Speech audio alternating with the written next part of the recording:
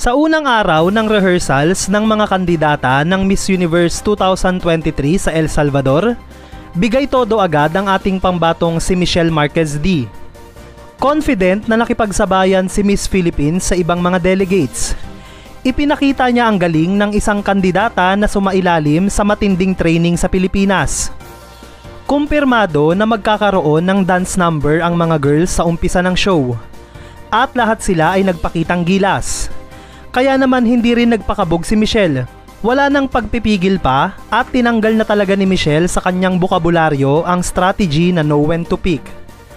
Naniniwala ang Team Philippines na hindi na ito nagwo-work ngayon dahil sa tindi na ng kompetisyon sa Miss Universe. Araw-araw ay dapat kang mapansin ng organization at makita nila ang iyong karisma. Dahil ito na ang isa sa mga batayan ngayon upang makapasok sa top 20.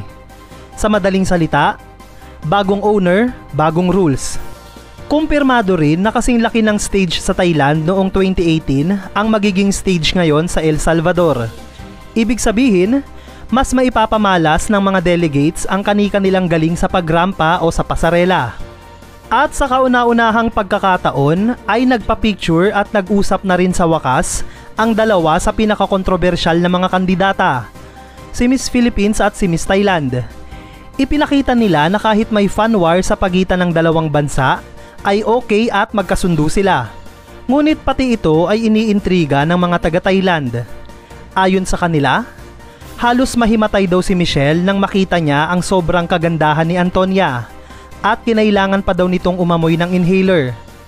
Hindi raw umubra at napag-iwanan daw si Michelle laban kay Antonia pagdating sa looks at ganda ng outfit. Anong masasabi mo na kahit nag-e-effort na si Michelle na kaibiganin si Antonia, ay hindi pa rin siya tinitigilan ng mga pambubuli ng mga Thai? Put your comments below. At upang maging updated ka sa mga videos na ipopost namin, huwag kalimutang mag-subscribe at i-click ang notification bell.